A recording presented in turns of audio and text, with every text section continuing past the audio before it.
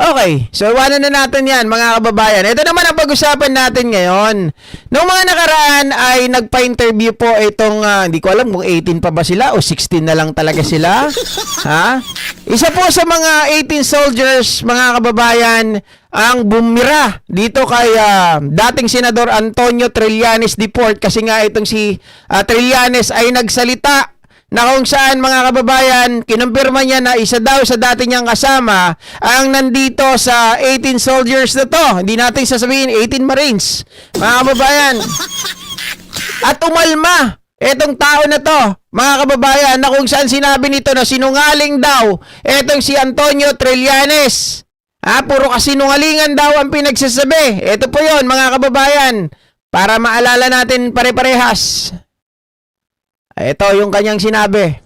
Sinungaling po talaga yan si Trillanes eh. Bakit po? Paano po hindi sinungaling? Kasama ko po sa Magdalo. Biro mo nung tinanong siya ni Ma'am Jessica Soho na pumaliktad daw ako. Nung time po na yun sa Oakwood, pinababa po kami ng junior officer niya. Marami po kami pinababa nun. Tapos sinabi niya po na bumaliktad daw kami. Nakulong po ako ng 2 taon. Nalagasan po ako ng 3 rangko na pinaghirapan ko pong spot promotion sa Mindanao yun. Kasi naniwala kami sa kanya. Naghirap po yung pamilya ko noon. Kaya wag niyang sabihin na bumaliktad ako. Okay, mga kababayan, yan ang sinasabi niya na sinungaling daw si Trillanes. Tama? Maliwanag na maliwanag yon na kinukundina niya ang mga pahayag ni dating Senador Antonio Trillanes. Hindi daw siya bumaliktad, mga kababayan. Pero, ito ang sumagot ngayon. Itong kasama ni Trillanes na si Gary Alejano, mga kababayan, yung isa po dun sa mga pasimuno ng pagpapail ng kaso laban kay Digong. Okay, sabi dito, yung kanyang caption, bumaliktad. Mga kababayan, linawin natin. Sabi, kamakailan, nagsalita si Sergeant Walter Manalansan sa isang interview ng isang vlogger at sinabi niyang sinungaling si former Senator Antonio Trillanes nang sabihin itong bumaliktad siya noong panahon ng Oakwood incident. Pinapalaganap pa ito ngayon sa social media. Totoo ba ito or hindi? Sabi ni Alejano, para sa kalaman ng lahat, ako ang overall in charge sa contingent ng Marines sa Magdalo noong Oakwood incident. Halos lahat ng nangyari at mga usapin ng tropang Marines noong panahong yon ay direktang dumadaan sa akin. Kompleto. Dapat ganito kayo magdetalye. Oy, mga 18 ewan, Marites. July 27, 2003, Oakwood incident. Noong nangyari ang Oakwood incident, may mga sundalo sa loob ng hotel na walang dalang barel. Walang dalang barel. Tinanong sila kung sino ang gustong bumaba.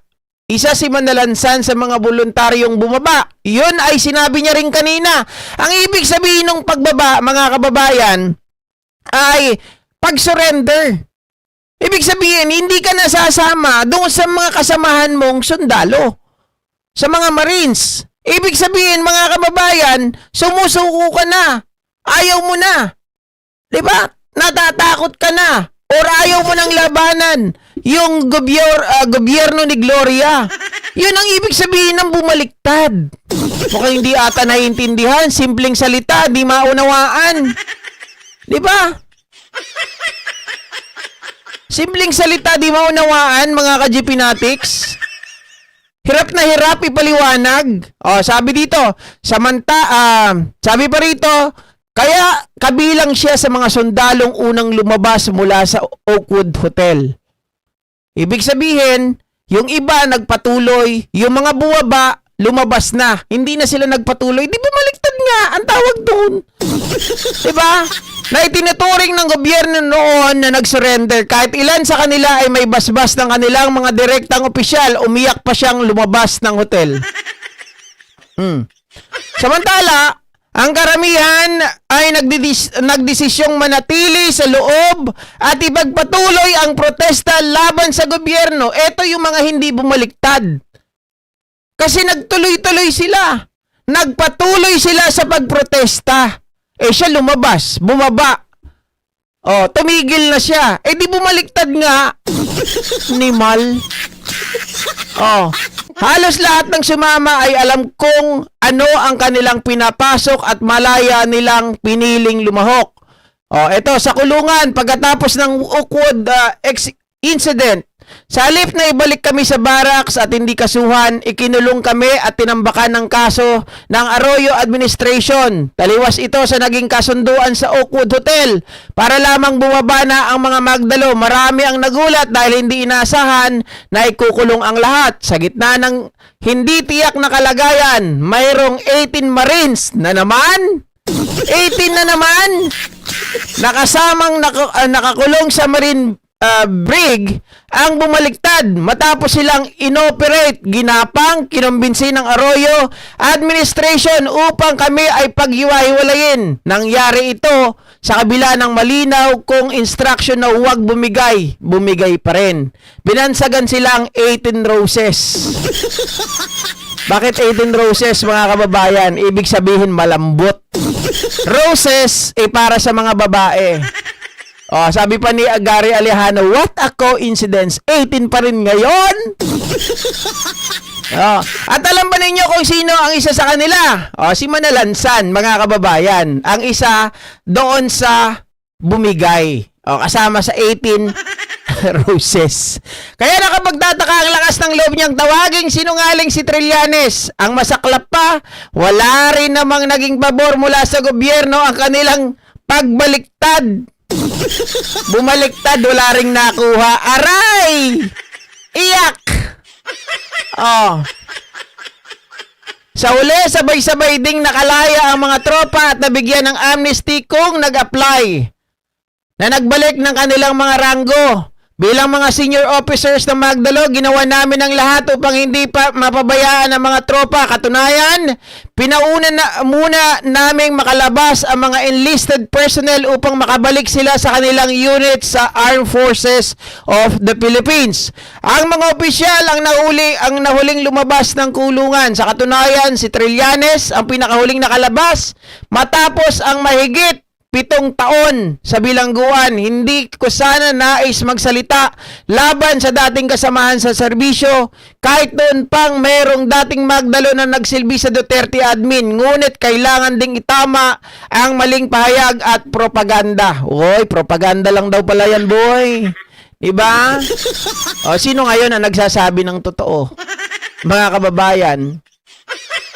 Kasi ang isa sa mga makapagpapatunay na tama yung sinasabi ni Gary Alejano ay bukat-katin ninyo, mga kababayan, kung isa ba ito sa mga maagang nakalaya, 'di ba? Isa ba ito dun sa mga unang bumaba at hindi na po nagpatuloy ng pagprotesta? Yan ang mga makapagpatunay doon. Oh. Sabi dito, isa pang sinabi ni Manalansan ay sumama raw siya sa Oakwood dahil naniwala siya kay Trillanes. Hindi totoo. Ito, sumama siya dahil sa kanyang direct officer, hindi dahil kay Trillanes. Sigurado ako rito dahil bago ang Oakwood incident, halos lahat ng Marines na sumama ay hindi pa personal nakakilala o nakakaharap si Trillanes. Aray ko! Sinungaling talaga. Ako mismo ang kausap nila o nag-coordinate sa panahong yon. Oh, mga kababayan. Hindi naman pala si Trillanes ang dahilan. Yung officer mo naman pala.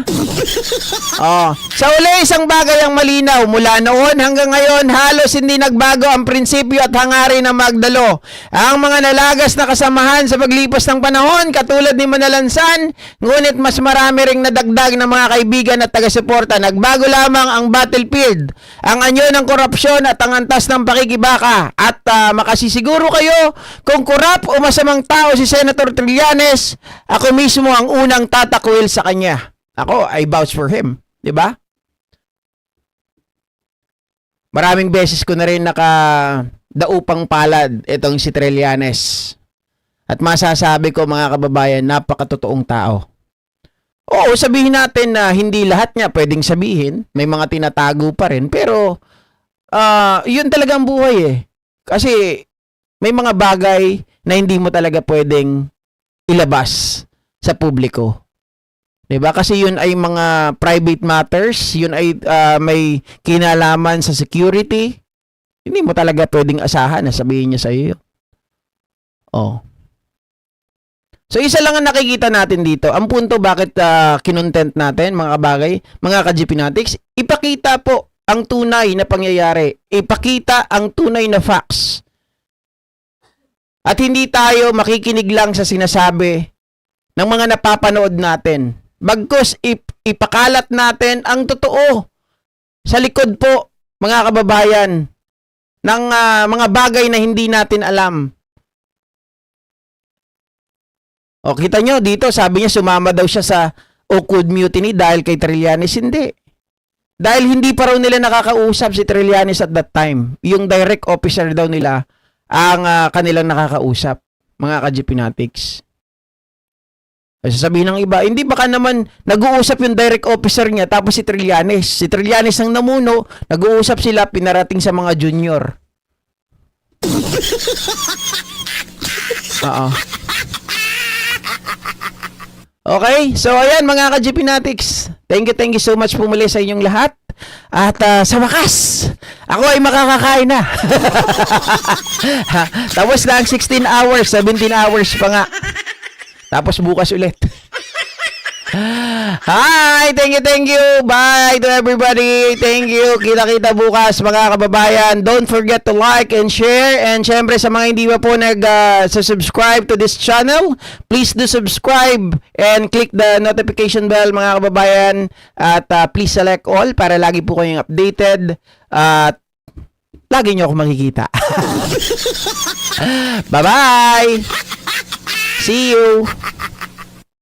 Good night!